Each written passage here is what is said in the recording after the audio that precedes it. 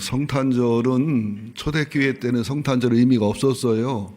그때는 주님의 십자가나 핍박이 심했기 때문에 부활의 무게를 뒀는데 아마 AD 4세기경 콘스탄티누스 황제에 의해서 기독교가 공인이 되면서 12월 25일이 원래는 그 이교도의 태양절인데 이것을 기독교의 하나님과 예수님을 태양에 비유하니까 예수님 탄생일로 바꾸어서 지키게 했던 겁니다.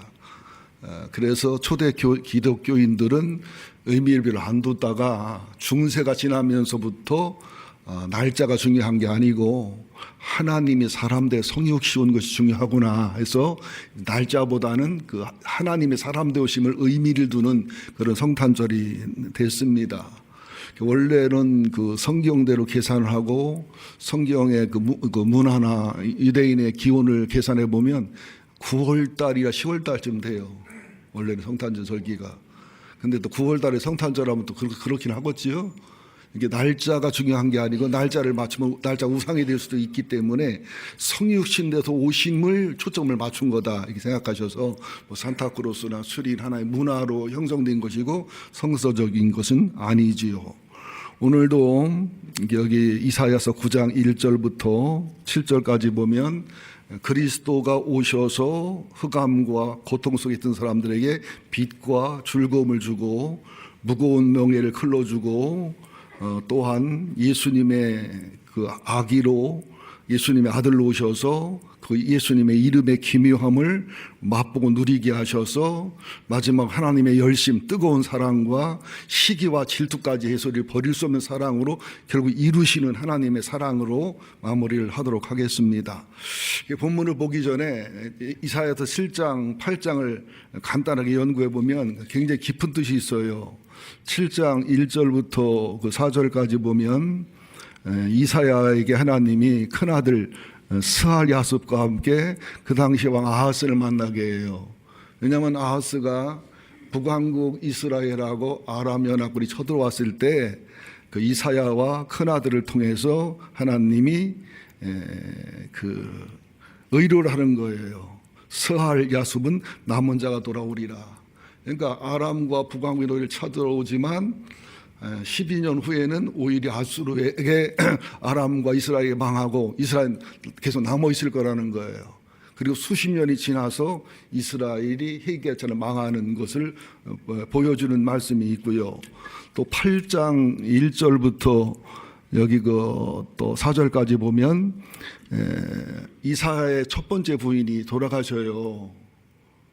그리고 처녀랑 결혼을 합니다.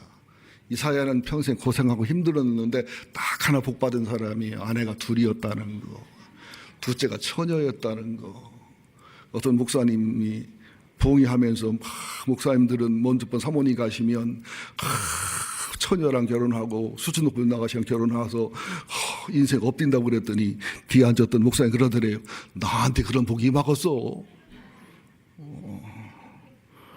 기대를 말해야지. 그래서 처녀랑 결혼해서 둘째 아들을 낳았는데 마헬 살랄 하스바. 그래서 이사야 7장 14절에 처녀가 잉태 아들을 낳는다는 것은 당시로서는 메시아라는 상상을 못해요. 알 수가 없고 오직 그 하나님의 징조로서 유다를 지키고 보호하시는 쪽에 초점을 맞췄던 겁니다. 이 마헬 살할 아하스바라는 뜻은 노략이 속하다. 그러니까 하나님 지키고 보호해줘도 계속 회개하고 돌이키지 않으면 이제 북왕군 이스라엘을 망하고 남왕군 바벨론을 망하고 그래서 다시 돌이키게 하고 그런 의미로 줬던 이름이다. 우리는 구약을 보면 구약의 당시 배경을 안 보고 팍 건너뛰어서 그냥 신약으로 보고 우리 적용만 하려고 하면 배경이 확실하지 못하면 성경이 뿌리가 흔들리면 신약의 적용도 연약하게 된다는 사실을 아셔야 됩니다. 그렇게 아시고요. 이제 여기 1절, 2절, 3절, 4절, 5절을 첫 번째 대주 삼았는데 첫 번째 대주 중에 1절, 2절, 3절을 나누고 4절, 5절을 나누는데 나누는 데는 뜻이 있습니다. 저를 쳐다보시면서 눈을 마주치면서 그죠? 이게 2층에 앉으면 제가 안 쳐다보니까 스마트폰으로 이렇게 하시고 졸고 또 저기 애기들 이든일 엄마끼리 얘기하고 그러더라고요. 그러시면 반칙입니다. 전에는 고통받던 자들이 흑암 속에 있었으나 옛날에는 스불론 땅, 납달리 땅, 갈리가 북쪽 지역이라 이게 아람에 의해서 아수르에 의해서 제일 먼저 쳐들어와지는 그 지역 피해를 많이 입었던 지역입니다. 전에는 고통당했지만 후에는 해변길과 요단 이쪽이 갈릴리가 영화롭게 되고 옛적에는 멸시와 천대를 받았지만 후에는 영화롭게 되리라. 이것이 마태복음 4장에 보면 예수님이 갈릴리 지역에 나셔서 가리서 사역하시면서 이루어졌음을 보여줘요. 뭘 보여주느냐? 너무너무 겨울이 길은 분들 있죠. 또 광야가 너무 길어서 힘들고 어려운 분들이 있죠. 근데 예수 없이 보내는 분들은, 믿음 없이 보내는 분들은 그냥 그 고생을 끝나지만 예수와 함께 그걸 통과한 사람들에게는 광야가 길면 길수록 가나안의 영광과 존귀가 커요. 겨울이 길면 길수록 봄의 꽃이 예쁘고 아름다워요. 그리고 여름의 열매가 굉장히 달고 실하고 많이 열려요. 그리고 가을의 추석이 굉장히 풍요롭습니다. 주님은 공평하신 주님이시거든요. 그러니까 갈릴리 쪽 이스라엘 북쪽이 멸시와 천대를 자냈던 지역이 주님의 의로와 주님의 사랑 속에서 예수님이 태어나고 예수의 사역의 본거지가 되고 거기서 예수를 만난 제자들 다 갈릴리 출신들이잖아요. 거기서 예수를 믿고 체험한 사람들은 어둠에서 빛으로, 미디안 시대의 기드온이 미디안에게 압제를 당하고 그저 책찍이 맞고 눌렸던 것이 풀어지는 것처럼 영혼이 맑고 밝아지면서 소망과 희망이 생기고 영혼과 삶의 무거운 짐이 풀어지면서 안식과 평강과 천국을 누리는 삶으로 반전이 이루어진다는 것을 예언하는 겁니다. 그래서 이게 영혼이 건강한 사람들은 희망으로 살아요. 영혼이 건강하고 믿음이 깊고 신앙이 깊은 사람들은 소망으로 살아요. 하나님의 일하시고 우리는 50년, 100년을 두고 일하거든요. 하나님은 1000년, 만년을 두고 일하십니다. 그래서 우리가 실패해도 하나님이 성공하는 게 많아요. 우리가 실패했어도 이사야, 에레미야는 어떻게 보면 실패한 사람들이지만 하나님은 결국 승리를 거두시잖아요. 우리가 성공했어도 하나님 실패하는 경우가 많아요. 솔로몬은 성공했지만 하나님 앞에 실패가 되잖아요. 우리들은 성공이나 실패냐에 너무 마음 뺏기면 안 돼요. 하나님의 바르냐, 하나님의 뜻에 맞냐, 내가 이제 빛 속에 살아가는 거냐, 하나님께 회개하고 사귐이 있고 친교가 있고 바른 믿음이냐. 찬송가도 있잖아요. 태산을 넘어 험곡에 가도 빛 가운데 걸어가면 하늘의 영광, 하늘의 영광. 그게 그런 말씀으로 찬송가가 작곡이 되고 작사가 된 거지요. 역시 여러분들 영혼이 어두운, 마음이 어두운, 정신과 마음에 어두움이 있는 그런 삶을 살고 있다면 성육신에서 오신 예수님, 성령님을 마음에 모시고 그분과 사귐과 교제를 통해서 그러려면 예배의 승리에서 예배의 말씀의 은혜를 받아야 돼요. 매일 성경 큐티를 해서 늘 묵상을 하고 주님을 가능하면 24시간 생각을 하면서 하나님 말씀을 하다 넘어져도 순종하고 복종하고 하다 넘어져도 순종하고 복종한 길을 계속 걸어가면 서서히 빛으로 가서 나를 자세히 만나고 빛으로 가서 주님을 만나고 그래요. 어두운 사람의 특징은 뭐냐? 선택과 판단과 결정이 굉장히 영혼 육안에 답답하게 해요. 근데 영혼이 밝고 신앙이 밝은 사람들은 분별력이 탁월하고 선택을 탁월하게 하고 지혜롭고 모든 상황을 믿음의 원리에 맞게 선택을 해요. 가문이 어둡고 병든 집안의 처녀 총각들은 결혼할 때 보면 결혼하면 불행할 사람을 골라가요. 근데 가문이 건강하고 신앙이 건강하고 영혼에 빛이 있고 가문에 말씀에 빛이 있는 집안의 자녀들은요, 이상하게 결혼하면 행복할 사람들, 이상하게 삶을 복되게 살아가요. 가만히 보세요. 자기 고생 자기가 찾아가는 사람 많습니다. 여기 백향목교회 말고 소나무교회. 예? 자기 행복 자기가 찾아간다니까는요. 믿습니까? 믿지요? 아멘은 그렇게 될 줄을 믿고 기대합니다. 그런 뜻이지요. 예. 그 다음에 이제 4절, 5절에서는 약간 차이가 나는데 9장 1절, 2절, 3절은 이제 이사야 당시로부터 얼마 후에 망할 아수르에게 망할 이스라엘, 또 얼마 후에 망할 바벨론에 망할 유다를 향한 말씀이라면 4절, 5절은 그보다 앞서서 가나안 시대에, 그죠? 미디안과 아말렉에게 누여서 묶여서 책찍이 맞고 멍에를 맞고 막대기에게 맞아서 짓눌렸던 기드온 시대 사람들 얘기예요. 우리가 살다 보면 얼마나 무거운 짐이 많아요. 죄의 짐, 인간관계의 짐, 그죠? 물질의 짐, 구체적으로 얘기 말하면 시어머니의 짐, 시아버지의 짐, 남편의 짐, 뭐 수십 수천 가지 짐이 있잖아요.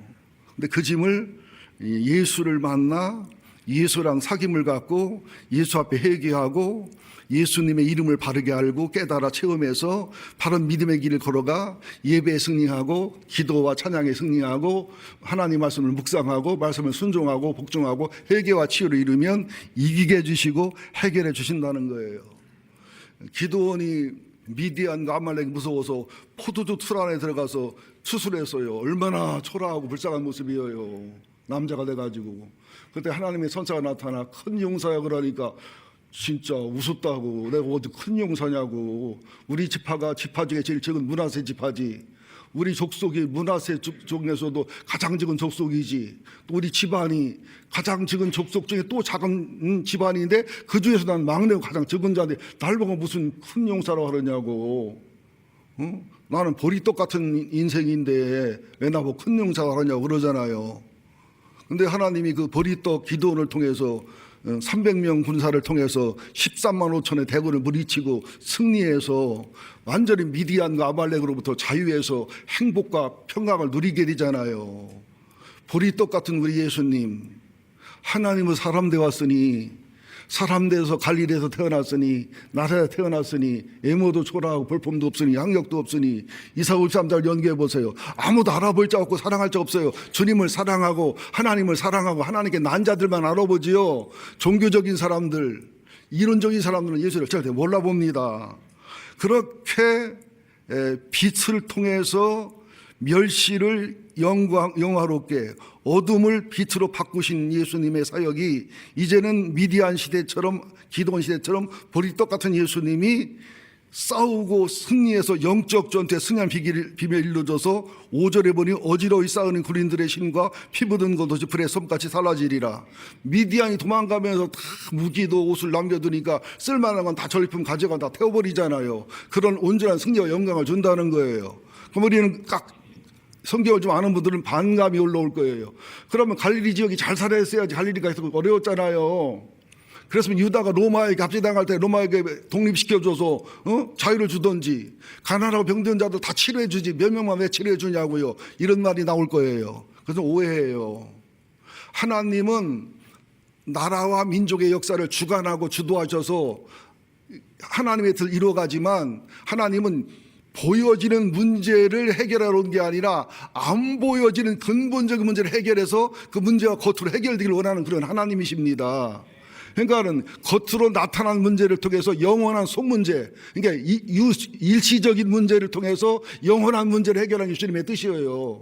그러니까 영원한 문제 해결됨으로 일시적인 문제 해결된 것으로 이게 나타나는 것이지, 영원한 문제를 따로 두고 일시적인 문제만 해결하는 것은 종교고 미신이지 기독교가 아니다는 사실을 본질로 아셔야 됩니다. 그렇기 때문에 보세요. 나사로라든지 야유의 딸이라든지 또 도단성인가요? 나인성 과부의 아들이라든지 이런 사람들은 죽었다 살아나잖아요. 여러분 성경이 그러잖아요. 아무나 다 죽었다 살아났어요? 아무나 문둥이가 실어들었어요? 아무나 소경이 눈 떴어요? 아무 과부나 엘리야가 엘리사가 만났어요? 아니잖아요. 주님을 사모하는 사람들, 빛을 향해 찾아오는 사람들, 하나님을 사랑하고 바른 길을 걷기 원하는 사람들, 회개와 치유의 대가를 치르기 원하는 사람들, 내가 드러날지라도 내 드러나는 대가와 아픔을 겪을지라도 그 대가와 믿음을 치르기 원하는 사람을 통해서 이런 역사가 일어난 거예요. 그러니까 똑같은 예배를 드려도 그냥 졸리고 지루한 사람이 있고, 어떤 사람은 막 영혼이 살아나고 신앙이 살아나고 스릴과 서스펜스가 넘치는 사람이 있고 막 그러잖아요. 똑같은 영화를 봐도 수준이 되는 사람은 아마데우스를 보면서 막 감동과 감격을 받는데, 수준이 안 되는 사람은 졸고 앉았잖아요. 그거 보면서. 똑같은 거예요.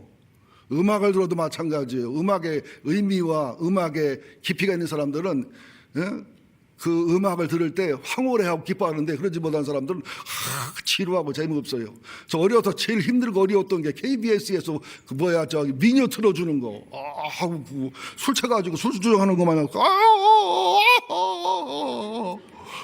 저걸 왜 하루 종일 틀어주고 앉았나. 근데 그 묘미를 아는 사람들은 막 감동과 감격을 받잖아요. 오페라도 그렇고 오라토리도 그렇고 그 속에 들어가 보세요. 설교도 똑같다고요. 이왕 교회 온 거 설교의 맛을 알게 해달라고 기도하시기 바랍니다. 예배 속에 들어가서 기도하시면 설교 짧고 예배가 짧게 느껴지는데, 이걸 버틸라니까 얼마나 힘들겠어요. 담배도 못 피지, 술도 못 먹지, 이거 참 누울 수도 없지. 그래도 뭐 오셔서 버티는 분들 좋은 신랑들입니다. 감사해 주시기를 예수 이름으로 축원드립니다. 그래야 안 해줄 마음이요. 자, 이 두 번째, 여기 그 9장 6절을 보면 여기에 참 깊은 말씀이 있는데요. 우선 그 9장 6절이 두 번째 대지인데, 두 번째 대지도 두 가지로 나눕니다. 이는 한 아기가 우리에게서 낳았고 한 아들을 우리에게 주신 바 되었는데, 왜 예수님이 하나님으로 사람 되오실 때 아기로 왔을까? 30년 동안 그냥 묻혀 있다가 30살 지나서 공생애를 시작했으면 차라리 헐몬산 꼭대기에서 어느 날 천둥과 번개가 치면서 우르랑꽝꽝 하면서 예수님이 막 손오공처럼 팍 솟아나 버리면 얼마나 멋져, 얼마나 힘이 있겠어. 근데 그렇게 안 하고 마리아 마르다, 왕족은 왕족이지만 그저 뭐 거의 뭐 망한 왕족이잖아요. 목수 아들로, 가난한 집의 아들로 태어나는 초라한 아기의 모습을 봤을까? 그것은요, 하나님의, 예수님의 겸손함도 보여주지만 예수님이 하나님이라도 우리와 똑같은 육체로 오셨음을 보여주는 거예요. 성령의 씨를 통해 죄는 없으시지만 마리아의 몸을 빌려 오시기 때문에 똑같이 10달 동안 잉태하고 해산의 수고를 거치고 젖 먹고 자라는 그 사람하고 똑같은 모습으로 찾아오셨고요. 또 아기로 왔다는 것은 하나님의 씨를 얘기합니다. 씨는 적지만 왕의 씨는 크면 왕이 돼요. 종의 씨는 크면 종이 되는 거고. 이해되시죠? 예, 그 씨, 그 낳았다. 한 아기가 엘레드예요. 엘레드 또는 얄라드도 그리고 또 니탄도 되는데, 이게 히브리어가 연결되는 건데, 이 엘레드, 얄라드, 니탄, 이걸 보면 하나님으로서 사람 되오신 성육신의 의미로 하나기로 온 거예요. 이사야 7장 14절에 있잖아요. 동정녀가, 처녀가 잉태해서 아들을 낳을 거다. 그 다음에 하나님 예수님의 아기로 오시는 온유하심, 겸손하심, 자기희생, 하나님의 지, 하나님의 방법. 그래서 하나님을 아는 사람은 아기 예수를 알아보고 하나님을 사랑하는 사람은 아기 예수를 사랑할 수 있도록 하나님의 지혜와 방법으로, 또 니탄이라는 히브리어가 얄라드와 엘레드랑 이어지는데 하나님의 선물이라는 뜻이에요. 망할 우리들, 멸망할 우리들에게 하나님이 아들을 선물로 주시는데, 하나님 자체로 오시면 죽어요. 못 감당하니까 아기로 와서, 아들로 와서, 사람으로 와서 우리들에게 하나님을 보여주고 율법의 완성을 보여주고 십자가에 죽으시고 부활하시고 승리해서 죄 문제, 사망 문제를 해결하는 완전한 선물이신 거예요. 여러분들은 성탄절날 다른 선물 구하지 마세요. 예수를 선물로 받았어요. 하나님의 사람들의 죄인들의 죽음의 소리를 사랑했어요. 그런 겸손과 온유의 사랑을 받았어요. 이게 우리가 추상적이니까, 그냥 뭐 미리 들어본 얘기고 옛날 얘기 같은 얘기니까, 듣고 또 듣는 얘기니까 습관적이니까 의미가 없지, 이게 진짜로 믿어지고 진짜로 신앙이 돼보세요. 얼마나 기쁘고 행복하겠는가.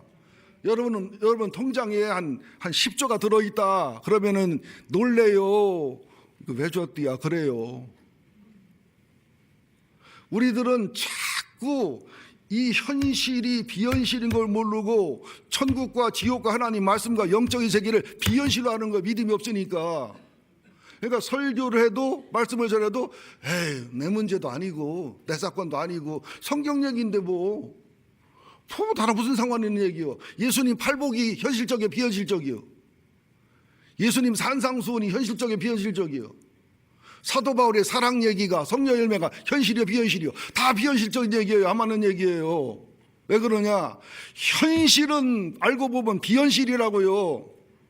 천국과 지옥과 영원한 세계는 비현실처럼 느껴질 뿐이지만 그것이 진짜 현실이고 그것이 본질이란 말이에요. 그리고 본질이 해결돼야 비현실도 해결되는 거예요. 우리들은 본질과 참 현실은 놔두고 비현실만 해결하려고 그래요. 열날 때 아스피린 먹고 진통제 먹고 열만 또 치면 병이 나나요? 열이 왜 나는 원인을 찾아서 뿌리를 찾아서 그 본질을 고쳐야 되지 않겠습니까? 여러분들 사랑하는 자야 내 영혼이 잘된 같이 내가 범사 잘되고 강건하기를 원하노라. 너희는 먼저 그의 나라와 그의 의를 구하라. 왜? 영혼과 정신과 마음과 육체는 다 이어져 있어요. 영혼은 하나님을 만나는데 하나님을 만나더라도 영혼이 무의식, 무의식이 의식, 의식이 마음, 마음이 육체, 육체가 또 피부, 피부가 접촉. 이래서 한 9단계를 통해서 이게 영혼과 사람이 통전적 존재면서 하나님과 만남, 사단과의 만남이 이루어지고 있는 존재라는 사실을 아시기를 예수 이름으로 축원드립니다. 그래서 하나기, 베이비라고 했어요. 하나기, 차일드라는 말을 썼습니다. 그러면 왜 아들이냐? 아들은 히브리어 뺀인데 뺀, 딸도 와도 되잖아요. 아들은 뜻 있는 거예요. 옛날에 딸들은 족보에 안 들어갑니다. 마태복음 족보만 다말이나 그죠? 또 라합이나 뭐 기생, 뭐 며느리가 시아버지랑 동침한 사람, 바세바 불륜녀 뭐 이런 여자만 들어가는데 이거는 다음 25일 성탄절 날 내가 깊이 있게 설교 준비를 했으니까 말씀을 드릴 거예요. 아들은 뭐냐? 대를 잇는 거예요. 나오미가 아들들이 다 죽었잖아요. 이방 여인 누시란 며느리가 꼬해를 상징하는 희복자 보아스를 만나서 오벳을 낳았잖아요. 나오미가 난 게 아니고 룻이 낳았는데 하나님은 나오미의 자식이라고 그러잖아요. 그리고 나오미네 집안의 대를 이어가면서 오벳이 이세를 낳고 이세가 다윗왕을 낳으면서 왕족에 편입되어 가는, 그죠? 가문의 대가 이어가는, 그래서 아들로 오신 거예요. 따님 여러분들 섭섭해하지 마세요. 예수 믿고 구원받은 사람은 다 아들들이에요. 기분 나쁘지요. 그래도 하나님 왜 아버지, 하나님 어머니, 하나님 부모님 하든지 그건 그렇지 않아요. 아버님 날 낳으시고 어머니 날 키우시고. 아버지가 언제 낳았어? 엄마가 낳았지. 근데 아버지의 씨가 아기를 만들었기 때문에 낳으시고 엄마가 길렀다는 거예요. 근데 엄마가 날 낳으시고 아버지 날 키우시고 그런 노래는 없어, 말 자체가. 그래서 마태복음 1장에도 낳고도 참 기가 막히게 뜻이 있는 거예요. 하나님의 씨가 낳고 씨로 이어진다는 거예요. 또 창세기 5장의 아담의 족보를 보면 낳고 오래 살았는데 죽었고. 아담은 결과적으로 저주의 씨, 사망의 씨라는 것을 족보를 통해서 죽었고. 마태복음 1장에는 이렇게 진짜 싫어요. 그런 거 족보 얘기 나오면 스킵하는 사람 많을 거예요. 그죠? 낳고. 뭐야? 예수의 씨, 메시아의 씨는 저주의 씨가 아니라 축복의 씨, 사망의 씨가 아니라 생명의 씨, 어둠의 씨가 아니라 빛의 씨, 말씀의 씨. 야, 그러니까 우리도 누가 있는 거예요? 예수의 씨가 있는 거예요. 생명의 씨가, 빛의 씨가, 사망의 말씀의 씨가. 그러니까 우리들 뭐 예수 잘 믿으라는 얘기는 씨에게 물 좀 주란 얘기요. 기도가, 찬송과 말씀이. 씨를 줬더니 유리병에 잘 담아다가 다음 주일날 목사님 가져왔대요. 1년 지나면 또 이만큼 이만큼 가져왔다고. 그러면 안 된단 말이에요. 말씀의 씨를 받았으면 땅에 뿌려서 축축한 곳에서 씨가 죽고 깨지고 부서지면서 바라엘이 나오면서 싹이 나오고 줄기가 나오고 잎이 나오고 꽃이 피고 열매가 맺고, 그래야 씨를 파는 시장사가 신날 거 아니냔 말이에요. 1년 내내 씨를 팔아도 계속 씨만 가져오면 시장 살만 만나지. 그죠? 여러분 얘기는 아니고 소나무교회 얘기니까 마음 편하게 들으셔도 돼요. 그래서 아들이란 말을 쓴 거예요. 아들을 뺀이라고 해요.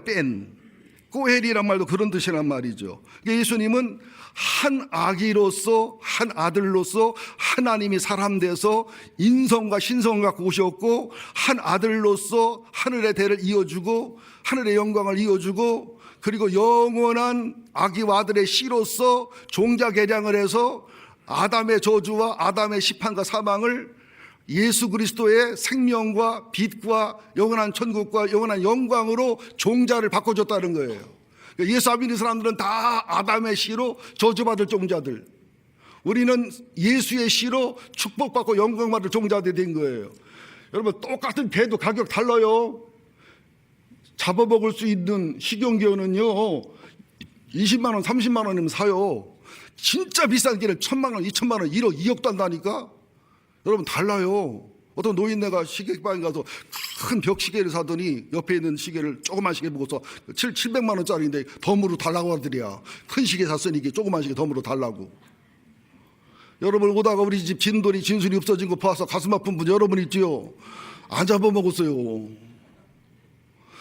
최중천 사무장 신구분이 진돌이와 진순이를 이불 깔고서 잘 모셔가서 단독주택에서 사랑받고 섬김받고 잘 살고 있습니다. 안 죽었어요? 나 식인종 아니에요. 나는 집에서 키운 게 잡아먹는 사람은 나는 개로 보지 사람으로 안 봐요. 이해가 안 가. 근데 뭐 몸이 약하면 잡아먹을 수도 있지요. 뭐 식용견이 딸이 있잖아. 애완걸이 따로 있고. 근데 어쨌거나 개는 안 잡아먹는 게 좋겠다는 것이 성경에는 안 나오지만 저의 바람입니다. 마태복음 29장 1절로.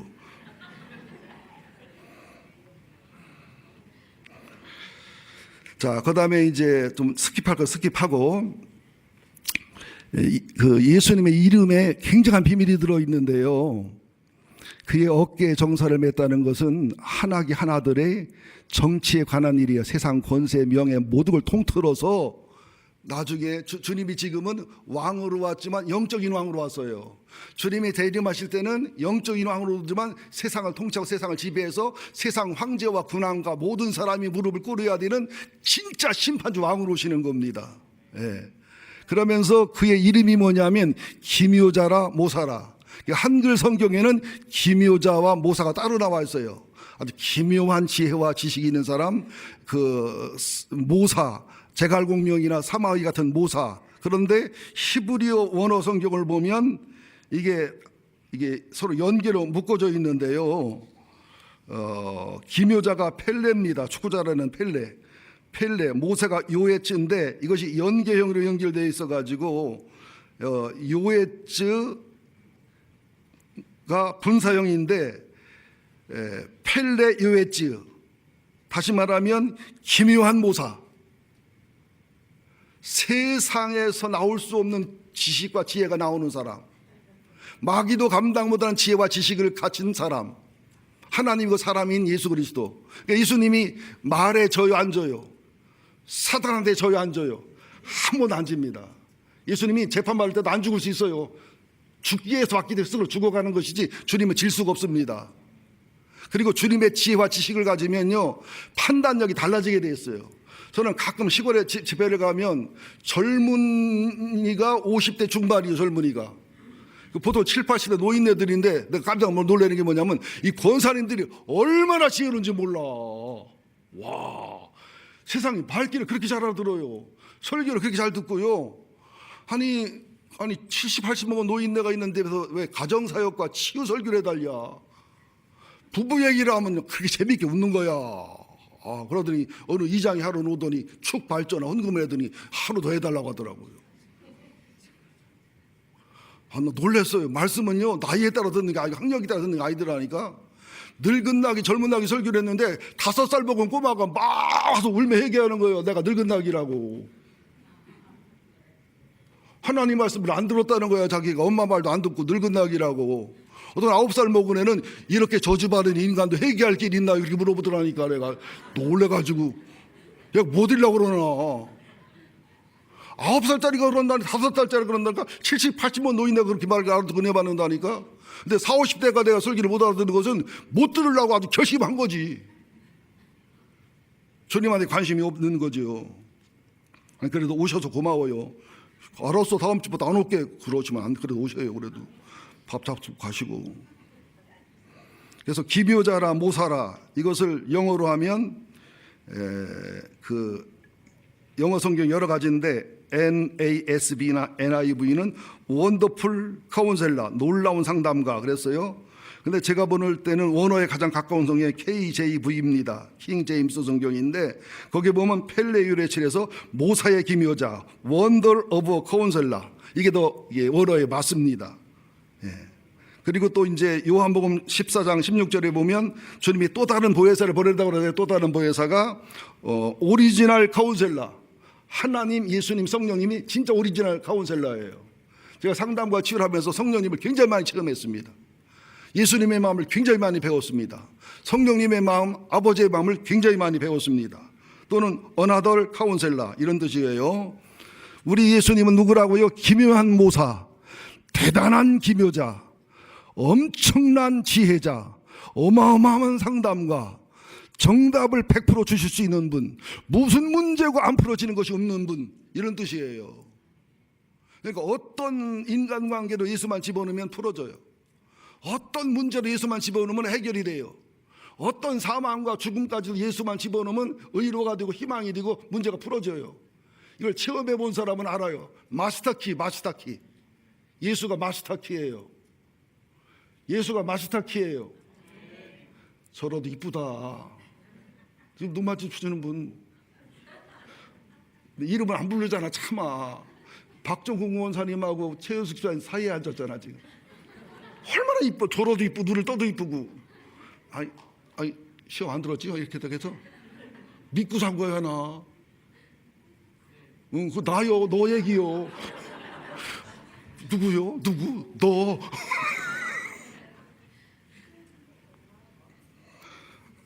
강원도에서 어디지? 독일에서도 진병장이 알아. 미국 텍사스에서도 알아. 한번 생긴 사람 어떻게 생긴다 보러 오고 싶다고 그러더라고. 그리고 이름 불러도 안 삐져요. 어떤 날 한 바퀴 돌려도 안 삐지고 그러더라고. 했더니 자기는 한번 해봤더니 교인 떠나더래요. 그래서 내공 따라야지 아무나 하는 게 아니요.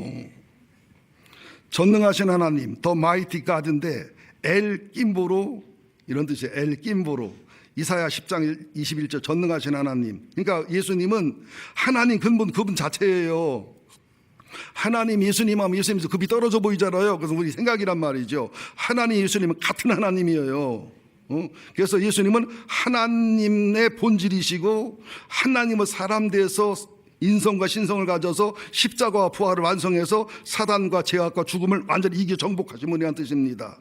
그래서 예수님은 하나님의 능력과 하나님의 진리와 하나님의 사랑과 하나님의 성품과 하나님의 모든 것을 갖고 계신 분. 그러니까 우리가 예수를 믿으면 하나님께 다 내게 되는 거야. 성령님을 내 주에 성령 충만하면 하나님의 것이, 예수님의 것이 다 내 것이 되고 실제가 돼도 누리는 거예요. 내가 시간이 가도 이름을 설명하는 겁니다. 예수를 단순한 구세주, 왕으로 알지 말고 이런 이름과 이런 위대한 하나님의 뜻을 누리셔서 여호와이시, 여호와 샬롬처럼 하나님 이름이 여러 개 있잖아요. 그 하나님을 체험하는 것처럼 예수님의 이름도 체험되기를 예수 이름으로 축원드립니다. 그 다음에 영존하는 아버지, 그죠? 태초에 천지를 창조하신 하나님이신 예수님이 요한복음 1장이나 요한일서 1장에 보면 태초 전부터 영원히 계신 하나님이시라는 뜻입니다. 아비아드, 스스로 계신 지존자, 근본자, 창조주 하나님, 그런 뜻이에요. 알파와 오메가, 처음이고 끝인 하나님, 시작했으면 이루시는 하나님. 그 다음에 네 번째는 평강의 왕, 피스 더 프린스라는 말을 쓰는데 왜 피스 더 킹이라고 안 하고 프린스라고 하느냐면 하나님 아들이란 말을 쓰기 때문에 프린스란 말을 쓴 거예요. 왕자란 말을. 그렇다면 여러분들이 하나님이 누구랑 결혼해서 예수를 낳디야? 그럼 하나님이 마리아랑 결혼했나? 그 낳았다는 원어를 보면 그런 뜻이 아니에요. 예수님이 사람의 모습을 입고 왔다는 것을 낳았다고 표현하는 것이지 하나님이랑 결혼해서 낳았다 이런 뜻이 아니에요.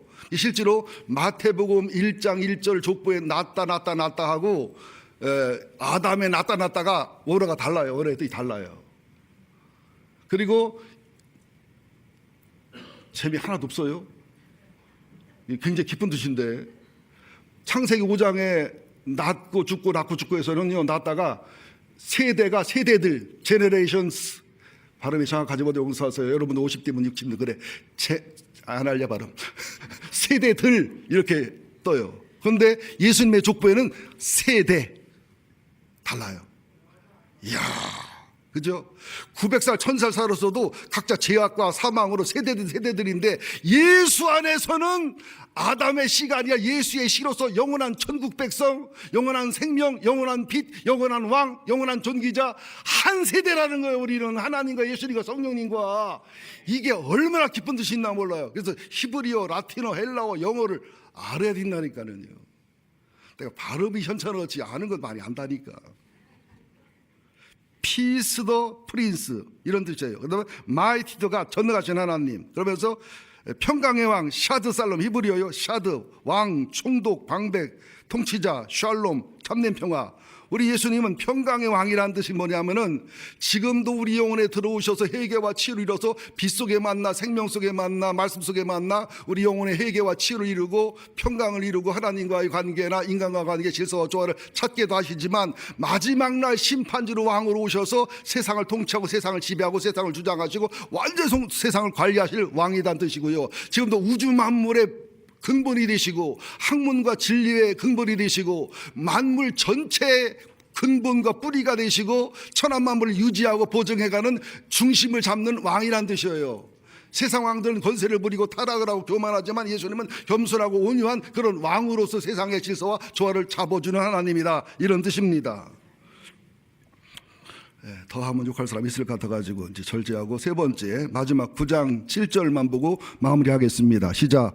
그 정사와 평강이 더함이 무궁하며 또 다윗의 왕자와 그의 나라 군림하여 그 나라를 굳게 세우고 지금 이후로 영원히 정의와 공의로 것을 보존하실 것이라. 만군의 여호와 열심히 이를 이루시리라.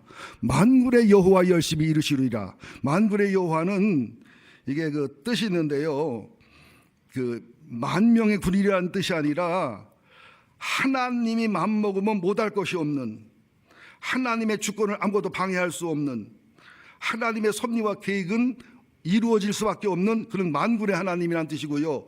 열심이란 말이 뭐냐면, 여러분 저도 열심이라는 것이 막 열정적으로 열심이라고 하잖아요. 여기서 말하는 하나님의 사랑의 열심과 열심은 그게 아니에요. 내가 사랑하는 여인이 다른 남자에게 눈길을 돌리면 열불이 나고 그 남자에게 마음을 주고 주둥이접 소리도 하라면 뺨을 때릴 만큼 시기와 질투하는 하나님, 이런 뜻이 열심이에요. 하나님은 우리가 죄 짓는 모습을 참아 볼 수 없는 거예요. 우리가 악을 행하는 모습을 참아 볼 수 없는 하나님이다, 이런 뜻이에요. 우리를 구원시키지 않고는 못 베기는 거예요. 여러분 아들 딸이 불타는 건물에 있다. 뜨거울 텐데, 소방관에 들어갈 텐데, 그렇지 않잖아요. 물을 젓고, 그죠? 담요에 물을 묻혀 내가 뛰어들어가는 그런 엄마의 열심, 아버지의 열심, 이게 만군의 여호와 열심인 거예요. 우리를 지옥 가는 걸 참아 두고 볼 수 없어서 하나님이 사람 돼서 죄인데 오신 것이 만군의 여호와 열심이에요. 아들을 죽여가면서까지 버려가면서까지도 나를 버리려고 해도 애면하면서 해가 어두워져서 그저 캄캄한 밤이 돼도 버리는 게 여호와 열심이에요.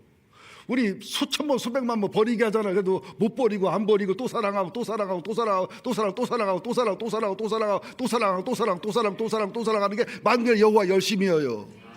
또 하루 생명 주시고 또 하루 생명 주시고 또 기회 주시고 또 기회 주시고 또 기회 주시고 또 기회 주시고 또 기회 주시고 또 기다리고 그냥 내쫓아서 투덜 패야 되는데 그래서 기다리는 게, 이게 부모님들도 애들 TV 보이고 게임하고 있으면 막 만군의 여호와 열심히 생기잖아. 막 텔레비만 보고 게임만 보면 네 인생 망가지잖아. 막 이게 만군의 여호와 열심하고 비슷한 거예요.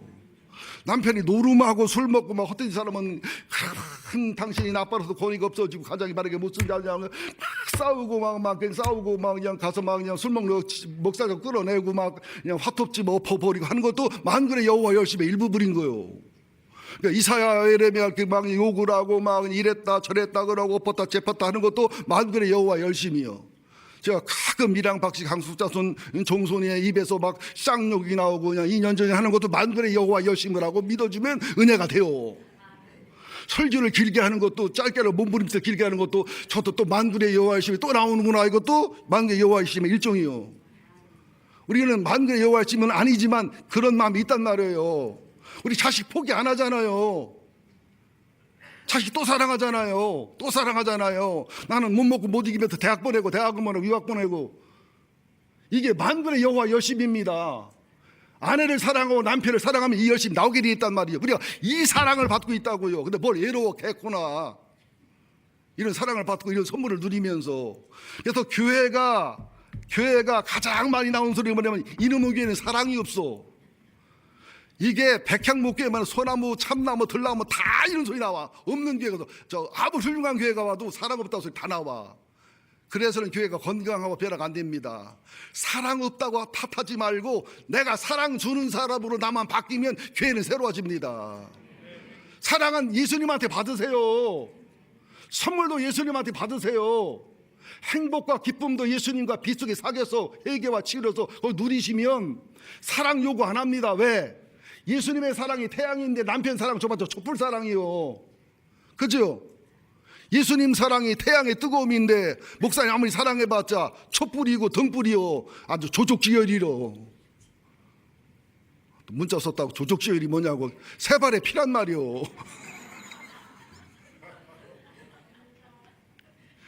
그래서 정사, 평강, 무궁, 다윗의 왕자, 이것은 다윗이 왕 시절에 그렇게 정권이 강력하고 그렇게 하나님과 백성을 사랑하고 그렇게 나라를 굳건했던 것처럼 예수님이 지배하는 영혼의 나라는, 예수님이 지배하는 심령천국, 가정천국, 교회천국은 예수님이 재림하시 이루어질 하늘나라, 천년왕국과 하늘나라는 이렇게 영원 무궁한 완벽한 왕권이고 황제고 나라라는 거예요. 안 망한 나라가 없잖아요. 여러분들 어떤 나라가 안 망했어요? 수메르, 아수르, 바벨론, 페르시아, 헬라, 로마, 뭐 앞으로 소련은 안 망하겠어요? 미국은 안 망하겠어요? 이 세상 나라는 그런 나라지만 다윗의 왕권, 다윗의 나라는 메시아 나라를 상징하는 거예요. 우리 심령 속에 이루어진 하늘나라는, 우리 가정과 교회 속에 이루어진 하늘나라는, 우리가 갈 천년왕국과 영원한 하늘나라는 이런 하늘나라인데 하나님의 열심히 이걸 이룰 거라는 거예요. 결혼하면은 일단 시므네 집에 가서 시창금 주고 돌아왔다 1년 후에 가거든요. 가는 동안 뭐 하느냐, 신랑은 집에 와서 아버지랑 함께 신부가 살 집을 짓는 거예요. 열심히.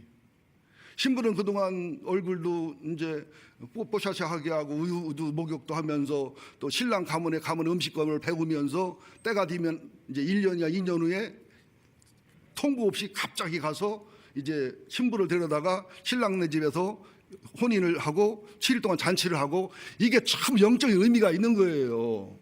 이 설교를 따로 할 겁니다. 자, 결혼을 내보자고요. 예수님이 메시아로 오셔서 우리에게 흑암 속에서 큰 빛으로, 그죠? 어둠 속의 빛으로. 그러면 잘 들으세요. 어둠에 있고 빛에 있는 사람의 차이가 뭐냐? 어둠에 있는 사람들은 희망이 없고 소망이 없어요. 빛 속에 사는 사람은 희망과 소망이 있고, 빛 속에 사는 사람은 분별력과 탁월한 선택을 바르게 합니다. 또 그리스도께서 미디안을 무찌르듯이 우리들의 무거운 짐, 죄의 짐, 돈의 짐, 인간관계의 짐, 이것들을 그리스도의 이름의 실제를 누리게 되고 맛보게 되면 하나님의 능력, 예수님의 능력, 성령의 능력과 속성이 나를 통해 흘러가기 때문에 해결되지 않을 문제가 없고 풀어지지 않을 문제가 없다는 사실을 예수의 이름으로 누려야 됩니다. 만군의 여호와의 열심, 그저 시기하고 질투하는 열심, 이 사랑의 몸부림, 여기서 주님의 사랑, 주님의 안식, 주님의 사랑, 주님의 승리를 누리는 위대한 삶을 살아갈 줄로 믿습니다. 1958년 스웨덴 월드컵 축구 결승전을 하는데 브라질과 스웨덴이 붙었는데요. 스웨덴 팀은 곰처럼 덩치가 크고요, 브라질 팀은요 중학생 같아. 스웨덴 팀은 반칙의 달인들이야. 심판을 속여가면서 반칙을 하면 브라질 선수가 붕붕 날아가, 부댈 때마다. 그러니까 볼을 못 넣어요. 기술을 발휘 못해. 전반전 4분 5분 됐는데 한 골을 브라질이 먹었어. 그때 브라질 선수들이 뭐라 한 줄 알아요? 스웨덴은요 덩치도 좋고 기술도 좋지만 4-3-3, 4-2-4 이것들 막 자유자재를 바꿔갑니다. 저희한테 목사님 아들들 오늘 온 거 고마워, 나 좀 쳐다보라고 마지막 월드컵 얘기를 하는 거야. 니들 둘 쳐다보라고. 월드컵 얘기를 왜 하냐, 니들 축구 선수잖아, 그지? 그래서 그걸 흉내내고 맞추는 거로 안 되니까 브라질 선수가 마음을 먹어서 우리는 진가 축구를 하자, 브라질식의 축구를 하자는 거예요. 스웨덴은 스웨덴식의 축구라고. 그래서 브라질 사람들이 보면 발재주 엄청나게 바로 톡 차가지고 선수를 이렇게 넘겨버리잖아요. 넘기면 또 탁 차가지고 탁 빼잖아요. 스웨덴 등치가 큰데 반칙하려면 볼이 저기 갔어. 그리고 앞으로 치려고 하면 볼이 이걸 넘어가. 펠레가요, 상대방 앞에서 발을 톡 차가지고 상대방을 넘겨서 옆에 가서 차는 것을 3골 연속으로 넣어. 아이, 목사 얼마나 열심히 하려면 쳐다도 안 봐. 4대1, 5대1로 이겨요. 그래가지고 브라질이요, 1958년 우승하지요, 1962년 우승하지요, 66년 우승을 못했다가 1970년 우승하지요. 브라질의 펠레가 3번 우승하고 그 월드컵 자체를 브라질이 소유하게 되는 위대한 인물 펠레가 됩니다.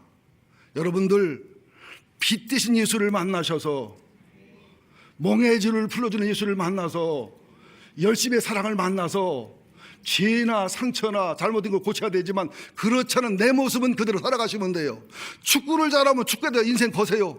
공부를 잘하면 공부 인생 거세요. 여러분 행복한 거, 여러분 즐거운 거, 여러분 좋은 거, 여러분 잘하는 거. 죄만 하는 상처만 아니면 그대로 살아가시면 반드시 빛이신 하나님이, 빛이신 예수님이, 멍에를 꺾는 예수님이 함께 하셔요. 그리고 여호와의 열심히, 하나님의 열심히 우리의 꿈과 비전을 이루어서 승리자, 영광자, 존귀자를 만들어갈 줄로 믿습니다. 끝날 줄 알았죠? 핸델 얘기하고 마무리하겠습니다. 여러분들 핸델을 잘 아실 거예요. 1741년도 핸델이 중풍병도 있고 병도 있고 부도나고 탈진나고 고독하고 참 외로울 때 한 가사를 받아가지고 작곡을 했는데, 그것이 뭐냐면 핸델의 오라토리오 메시아 53곡입니다. 근데 1741년도 8월 달에서 9월 달에 맞췄는데 24일 만에 전곡을 다 완성했습니다. 그 중에 1부, 2부, 3부가 있는데 2부 마지막 44번째 이 곡이 할렐루야, 너희 하나님을 찬양하라, 나의 하나님을 찬양하라. 할렐루야는 히브리어, 알렐루야는 헬라어. 그래서 개신교는 할렐루야로 하고 천주교는 주로 알렐루야 하는데 같은 소리입니다. 알렐루야나 할렐루야나. 근데 알렐루야는 양계당 쪽 사람들이 많이 쓴대. 그러다가 런던에서 초연을 했는데 1750년 영국 궁악 조지 2세가 이 메시아, 오라토리오 메시아를 듣다가 2부 44악장 부분에서 너무 감동을 받아가지고 일어나서 박수를 치는 바람에, 박수 천난 못 봤어 참 내가. 일어나는 바람에 지금도 일어나서 듣는 그 습관이, 관습이 생긴 것이 메시아의 할렐루야입니다. 우리는 과거의 예수가 아니라, 현재의 예수가 아니라 미래의 예수를 바라볼 때 희망과 소망이 생깁니다. 과거에 함께했던 예수님이 지금도 함께하시고, 지금 함께하는 예수님이 미래도 함께하실 것이고, 영원히 함께하실 것이에요. 전에도 계셨고 지금도 계신 하나님, 앞으로도 오실 하나님, 지금도 계시고 과거도 계시고 지금도 미래도 오실 하나님, 알파와 오메가 하나님이 내 하나님이면은 어떤 상황 속에서도 핸델처럼 의리한 작품을 만들 수 있으며, 어떤 상황에서 펠레가 짝발이었습니다. 여러분 알고, 짝발. 시합을 뛰고 나면 쓰러져요. 기절까지 너무 힘들으니까 짝발이라. 그런데 의리한 선수가 됐단 말이죠. 나는 꼭 성공만 얘기하는 게 아니에요. 우리의 성공이 하나님의 실패가 될 수 있어요. 우리의 실패가 하나님의 성공이 될 수 있어요. 에레미야 이사는 실패했지만 성공자입니다. 솔로몬은 성공했지만 실패자입니다. 지금 말씀드린 이런 세 분의 하나님, 세 분의 메시아를 만나면 성공이 성공되고 내 성공이 하나님 성공되는 위대한 복과 영원 풍년, 육축년이 실제로 이루어진다는 비밀을 터득하시기를 예수 이름으로 축원드립니다.